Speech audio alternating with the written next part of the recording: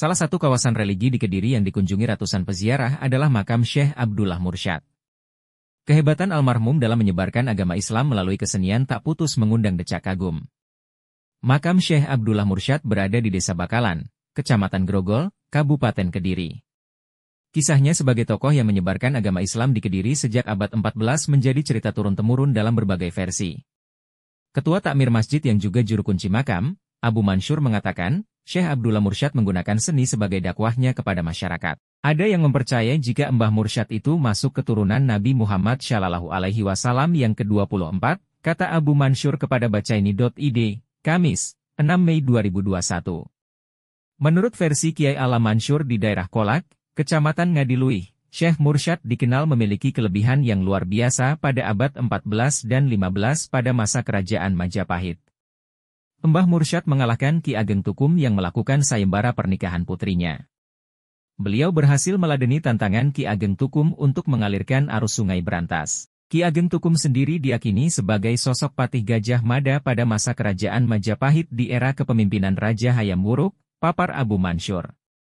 Dia mengatakan, makam Syekh Mursyad sebelumnya berada di dalam kawasan pabrik gula Merican, sebelum akhirnya dipindahkan di pemakamannya sekarang. Selain makam Syekh Mursyad, juga ada makam yang disebut sebagai makam Patih Gajah Mada. Sampai saat ini makam Syekh Abdullah Mursyad masih terpelihara dengan baik. Karena menjadi salah satu destinasi wisata religi yang menjadi tujuan peziarah. Tidak tanggung-tanggung, peziarah yang datang bisa mencapai angka ratusan setiap harinya terutama pada momen-momen tertentu. Syekh Ihsan Jamper, Kediri. Banyak ulama Nusantara yang karyanya dikaji di Timur Tengah. Salah satunya Al-Alim Al-Alamah Syufi Asy Syaikh Muhammad Ihsan bin Muhammad Dahlan Al-Jampasi Al-Qadiri Al-Jawi Asy Syafi'i atau dikenal Syekh Ihsan Jampes. Syekh Ihsan Jampes lahir pada 1901 dengan nama asli Bakri dari pasangan KH Dahlan dan Nyai Artimah. Ayah Syekh Ihsan Jampes adalah ulama terkemuka pada zamannya yang merintis pondok pesantren Jampes pada tahun 1886 dan merupakan putra KH salah seorang kiai dari Jawa Barat yang leluhurnya masih memiliki nasab ke Syarif Hidayatullah atau Sunan Gunung Jati Cirebon. Sedangkan ibu Syekh Ihsan Jampes Nyai Artimah adalah putri KH Soleh Banjar Melati Kediri. Orang tua Syekh Ihsan Jampes bercerai saat ia berumur 6 tahun. Kemudian ia tinggal di pesantren milik ayahnya dan diasuh oleh neneknya yang bernama Nyai Istianah. Sejak kecil Syekh Ihsan Jampes tergolong anak yang cerdas dan tekun membaca buku, kitab, koran dan majalah selain mempunyai hobi menonton wayang. Syekh Ihsan Jampes kemudian melanglang buana untuk mencari ilmu ke pesantren Bendo, Pare, Kediri asuhan KH Hozin yang merupakan pamannya. Kemudian pindah ke pesantren Jamseran Solo, lalu ke pesantren asuhan KH Dahlan Semarang dan pesantren Mangkang Semarang. Syekh Ihsan Jampes kemudian ke Nganjuk pesantren Gondang Legi sebelum berguru kepada KH Holil Bangkalan di Madura. Syekh Ihsan Jampes tidak pernah lama menetap di satu pesantren. Seperti di KH Holil Bangkalan, ia hanya 2 bulan untuk ngaji alfiah. Demikian juga di KH Dahlan Semarang ngaji ilmu falak hanya 20 hari. Di pesantren Jamseran Solo Syekh Ihsan Jampes mukim hanya 1 bulan. Meski demikian Syekh Ihsan Jampes selalu berhasil menyerap ilmu yang diajarkan oleh gurunya. Tidak pernah mukim lama salah satu sebabnya adalah Syekh Ihsan Jampes tidak pernah mau diketahui bahwa dirinya seorang putra kiai besar dari Kediri. Setiap kali teman-temannya mengetahui bahwa ia seorang gus atau putra kiai besar, Syekh Ihsan Jampes menghilang dan berpindah ke pesantren lain. Pada tahun 1926 Syekh Ihsan Jampes menunaikan haji, sejak inilah nama kecilnya Bakri diganti menjadi Ihsan. 2 tahun setelahnya sang ayah, KH Dahlan wafat dan kepemimpinan pesantren dilanjutkan oleh adik KH Dahlan yakni KH Holil. KH Hashim Asy'ari adalah kakek dari KH Abdurrahman Wahid, atau yang dikenal sebagai Gus Dur. Keduanya merupakan tokoh penting dalam sejarah Indonesia. KH Hashim Asy'ari, pendiri Nahdlatul Ulama, NU. Ulama karismatik dari Jombang, Jawa Timur. Pahlawan nasional Indonesia. Dimakamkan di Kompleks Pondok Pesantren Tebu Ireng, Jombang. Perannya penting dalam perkembangan Islam di Indonesia. Berperan dalam pergerakan nasional untuk kemerdekaan Indonesia. KH Abdurrahman Wahid, Gus Dur. Presiden Indonesia keempat, menjabat dari tahun 1999 hingga 2001. Putra dari KH Wahid Hashim, mantan Menteri Agama. Tokoh Muslim Indonesia yang mencintai masyarakat. berperan dalam menyatukan berbagai elemen masyarakat. Hubungan KH Hasyim Asy'ari dan Gus Dur, KH Hasyim Asy'ari memberikan dorongan kepada Gus Dur dalam menjalani langkah politiknya. Gus Dur merupakan cucu dari KH Hasyim Asy'ari. KH Hasyim Asy'ari adalah seorang ulama dan pendiri Nahdlatul Ulama, NU. Ia lahir di Jombang, Jawa Timur pada 14 Februari 1871. Berikut adalah beberapa fakta mengenai sejarah KH Hasyim Asy'ari. KH Hasyim Asy'ari berasal dari keluarga ulama terpandang. Ayahnya, Kiai Asy'ari, adalah pemimpin pesantren keras di Jombang. Kakeknya, Kiai Usman, mendirikan pesantren Gedang. KH Hasyim Asy'ari memiliki garis keturunan bangsawan yang bersambung hingga Raja Brawijaya VI dari Kerajaan Majapahit. KH Hasyim Asy'ari mendirikan pesantren Tebu Ireng di Jombang. Pesantren ini berkembang pesat menjadi salah satu pesantren terbesar di Jawa pada awal abad ke-20. KH Hasyim Asy'ari wafat pada 25 Juli 1947 di tengah-tengah agresi militer Belandai. Pada 17 November 1964, Presiden Soekarno menganugerahkan gelar pahlawan nasional kepada KH Hasyim Asy'ari. Gus Dur berkacamata dan doyan membaca seperti ayahnya, KH Abdul Wahid Hasyim. Kiai Wahid Hasyim bisa menguasai bahasa Barat sehingga memperluas cakrawala bacaannya. Nyai Nafikah, seorang keturunan priai dan berharap anaknya jadi orang kota ketimbang menghabiskan hidup di pesantren, pernah meminta seorang menir perkebunan Eropa mengajari Wahid Hasyim bahasa Inggris dan Belanda.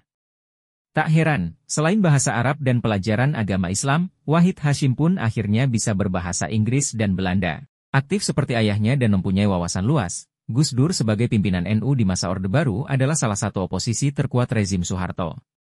Setelah Soeharto tumbang, Gus Dur sempat menjadi presiden sebentar sebelum dilengsarkan secara politis oleh DPR.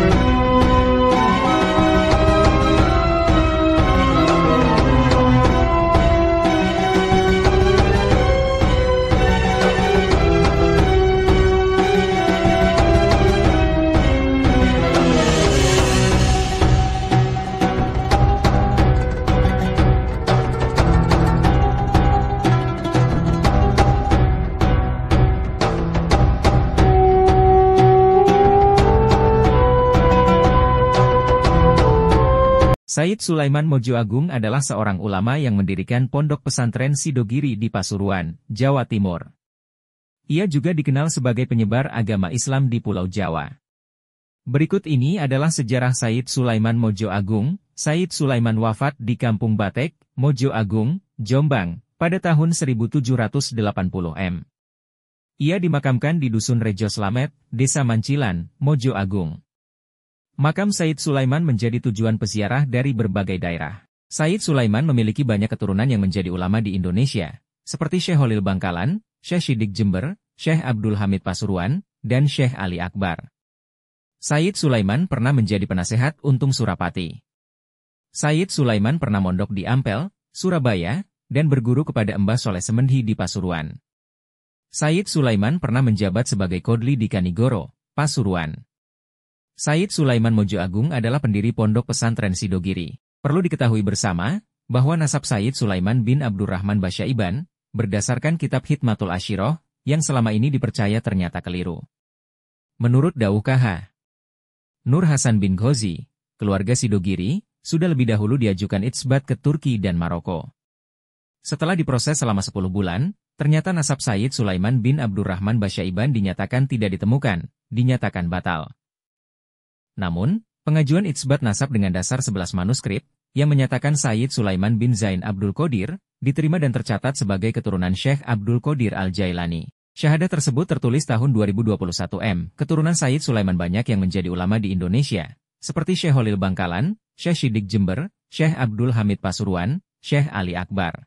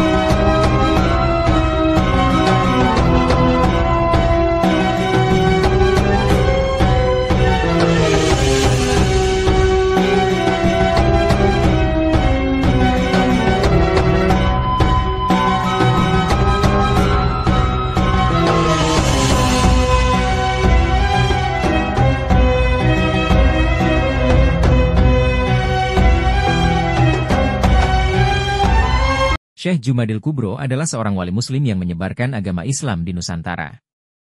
Ia dikenal sebagai nenek moyang para wali di Pulau Jawa. Berikut ini adalah beberapa fakta mengenai Syekh Jumadil Kubro. Nama aslinya adalah Sayyid Jamaluddin Al-Husaini Al-Kabir. Ia berasal dari Samarkand, Uzbekistan, Asia Tengah. Ia diyakini sebagai keturunan Nabi Muhammad Shallallahu Alaihi Wasallam. Ia merupakan ayah dari Sunan Ampel dan Sunan Giri. Ia dikenal sebagai Bapak Wali Songo.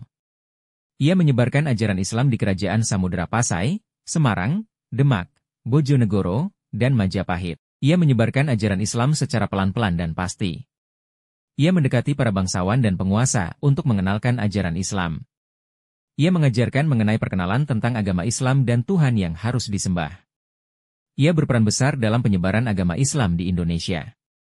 Menurut peneliti Belanda Martin Bruynessen bahwa Jumadil Kubra ada hubungannya dengan terakat Sufi Kubrawi, bahwa Kubra dikaitkan dengan namanya. Syekh Jamidul Kubra murid Said Ali Hamadani Syafi Kubrawi. Menurut Wain bahwa Kubrawi Hamadani adalah pendiri Islam di Java, semua wali songo berdakwah di bawah bimbingan Mir Said Ali Hamadani Kubrawi dari Asia Tengah ke Indonesia dalam waktu yang berbeda garis dan tahapan yang berjenar.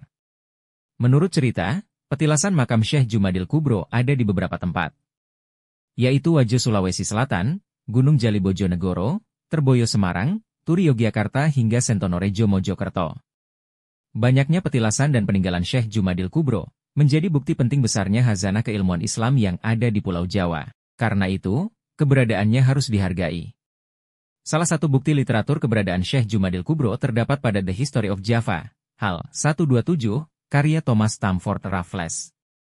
Buku itu menyebut, Syekh Jumadil Kubro berdakwah di Gunung Jali, sebuah bukit pinggir Bengawan yang kini terletak di perbatasan antara Kabupaten Bojonegoro dan Kabupaten Blora.